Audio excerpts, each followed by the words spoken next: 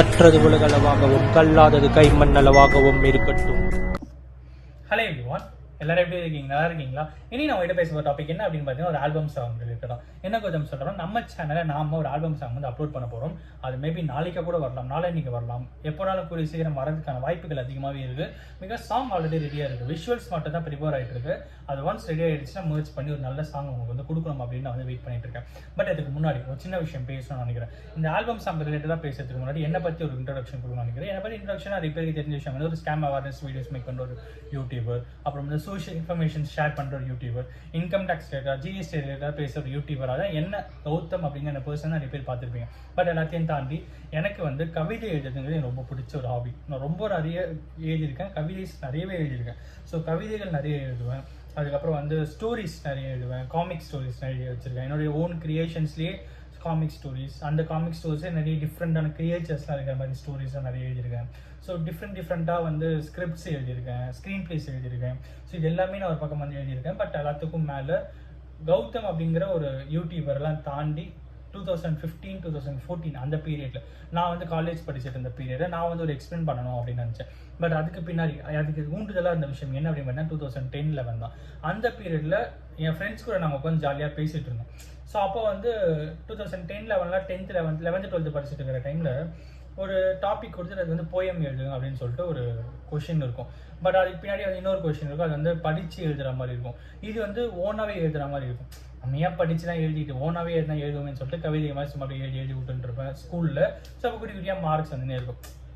அப்போது தமிழ் மிஸ் வந்து போயம் கிட்ட எழுதுற அந்த கேப்பபிலிட்டி இருக்குது, என்ன ட்ரை பண்ணி பாரு அப்படி அப்படின்னு சொல்லும்போது என் ஃப்ரெண்ட் வந்து எனக்கு சும்மா இல்லாமல் சும்மா அப்படியே ஜாலியாக மச்சான் உன்னால் எழுத முடியல எழுதுறா அப்படின்னாங்கல்ல. அந்த மாதிரி இந்த பக்கம் வந்து கேர்ள்ஸ் உங்கள்கிட்ட இருந்தாங்க. இப்போ நாங்கள் 2 பேர் தான் லஞ்ச் டைமில், இந்த பக்கம் 2 கேர்ள்ஸ், இந்த பக்கம் நாங்கள் 2 பாய்ஸ், நாங்கள் 4 பேர் வந்து பேசிகிட்டு இருந்தோம். அந்த டைமில் வந்து டக்குன்னு என்ன சொன்னோம் அப்படின்னு பார்த்தீங்கன்னா, நீ ஏன் கவிதை எழுதக்கூடாது, திருப்பி அந்த டாப்பிக் எடுத்து பேச ஆரம்பித்தான். அப்போ வந்து நான் ஃபஸ்ட்டு என் லைஃப்பில் எழுதின கவிதை அதுதான். என்ன கவிதை அப்படின்னு பார்த்தீங்கன்னா, கண்ணாடியில் என் முகம் பார்த்த காலத்தை விட அவள் கண்களில் என் முகம் பார்த்த காலம் தான் அதிகம் அப்படின்ற ஒரு கவிதை எழுதினேன்.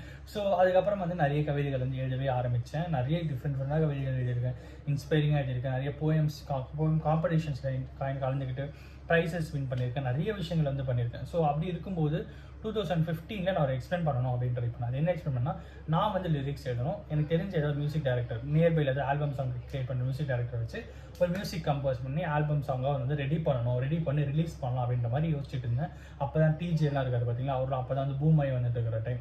ஸோ அவரது ஃபர்ஸ்ட் சாங் ஒரு சாங் இருக்கும், ஐ திங்க் அது வந்து நல்லாயிருக்கும் அந்த சாங். பட் அந்த சாங்கோட நான் வந்து மறந்துட்டேன். ஸோ அவர் வந்து ஒரு ட்ரா பண்ணியிருப்பார் ஒரு பொண்ணோட ஃபேஸை, டக்குன்னு அந்த பொண்ணை பார்ப்பார், அந்த மாதிரி ஒரு சாங் ஒன்று வரும். ஸோ நல்லாயிருக்கும். ஸோ அந்த அப்போ தான் அவருடைய சாங் ஒரு பக்கம் பூமாய், ஒரு பக்கம் வந்து ஆதி அவருடைய இது வந்து பூமாய் வந்துட்டு இருக்கு. ஸோ அந்த டைமில் தான் நான் வந்து ஒரு ஆல்பம் சாங் மேக் பண்ணணும் அப்படின்ட்டு யோசிச்சு ஆல்பம் சாங்க்கு லிரிக்ஸ் எழுதணும் அப்படின்னு சொல்லிட்டு அந்த மியூசிக் டைரக்டர் போய் பார்த்தேன். அந்த மியூசிக் டைரக்டர் வந்து ஜோ அப்படிங்கிற ஒரு மியூசிக் டைரக்டர், இங்கே வேலூரில் இருந்து ஒரு மியூசிக் டைரக்டர்.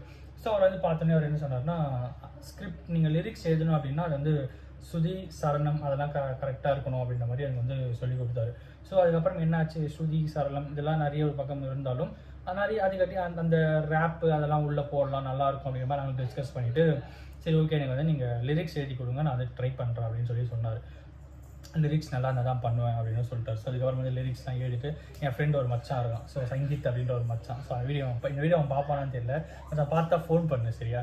ஸோ அந்த இது என்னாச்சு அப்படின்னு பார்த்தீங்கன்னா, அதுக்கப்புறம் சாங் நாங்கள் வந்து ரெடி பண்ணோம். ஸோ சாங் லிரிக்ஸ் எழுதிட்டேன், போயிட்டு அவர்கிட்ட கொடுத்தா நல்லா இருக்குது அப்படின்னு சொல்லிட்டு சாங்லாம் எடுத்து 2015 Feb 14 அந்த சாங்கை ரிலீஸ் பண்ணலாம் அப்படின்ட்டு பிளான் பண்ணி Feb 14 2015 வந்து சாங் வந்து ரிலீஸ் பண்ணோம். பட் நினச்ச அளவுக்கு அது வந்து ஹிட்டே ஆகலை. அட்டர் ஃப்ளாப்புக்கு தான் ஆச்சு அந்த சாங். பட் இருந்தாலும் ரொம்ப நாளுக்கு அப்புறம் அந்த சாங் வந்து திருப்பியும் தூசிலாம் தட்டி எடுத்து பார்க்கும்போது இன்னைக்கு கேட்கும்போது அந்த சாங் ரொம்பவே நல்லா இருந்துச்சு, எனக்கு பிடிச்சி. ஏன்னா என்னதான் நம்ம கிரியேட் பண்ண சாங் ஆச்சு, நல்லா இருக்கும்ல. சரி நம்ம தான் சேனல் வச்சுருக்கோம், நம்ம இதில் போஸ்ட் பண்ணுவோம், இதில் ஏதாவது ஒரு ஆப்பர்ச்சுனிட்டி கிரியேட் ஆகுதான்னு பார்க்கலாம். அண்ட் எல்லாத்துக்குமே அந்த சாங் இதில் எப்படி ரீச் ஆகுது அப்படின்ற ஒரு டெஸ்ட் வைக்கலாம் அப்படின்றத வந்து நான் பிளான் பண்ணி வச்சுருந்தேன். ஸோ அதுக்காக தான் இந்த வீடியோவில் நான் வந்து உங்கள்கிட்ட இவ்வளோ விஷயங்கள் பேசுறதுக்கான காரணம் வந்து, திடீர்னு நம்ம சேனலில் ஒரு ஆல்பம் சாங் வந்ததுன்னா அந்த ஆல்பம் சாங் எதனால் வந்துன்னு நிறைய பேருக்கு தெரியாமல் போயிடும், கரெக்டுங்களா. ஸோ அதனால தான் இந்த இன்ட்ரொடக்ஷன் வீடியோவாகவே இந்த வீடியோ நம்ம மேக் பண்ணுவோம் அப்படின்னு சொல்லிட்டு நினச்சேன்.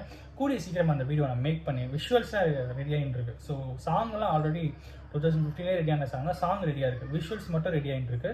ஒன்ஸ் ரெடி ஆகிடுச்சு அப்படின்னா அதுக்கப்புறம் நம்ம வந்து வீடியோ அப்லோட் பண்ணிடலாம் அப்படின்னு சொல்லிட்டு வெயிட் பண்ணிட்டு இருக்கேன்.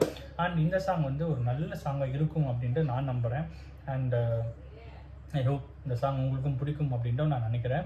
கூடிய சீக்கிரம் அந்த சாங்கை நான் மேக் பண்ணிட்டு ரிலீஸ் பண்ணிவிட்டு நெக்ஸ்ட் வீடியோ வந்து அந்த சாங் பற்றி பேசுகிறேன். அண்ட் அஃப்கோர்ஸ் இந்த வீடியோ யாருனா ஒருத்தருக்கு நாலேஜ் ஷேரிங் எதுவுமே நான் சொல்லலை, சாரி, நான் பழகிற விஷயத்தில் பேசிட்டேன். பட் அஃப்கோர்ஸ் இந்த வீடியோலேருந்து ஒரு சின்ன என்னுடைய பர்சனல் ஷேரிங்கை கொடுத்தேன் அப்படின்ற சாட்டிஸ்ஃபேக்ஷன் வீடியோ முடிக்கிறேன். Thank you so much.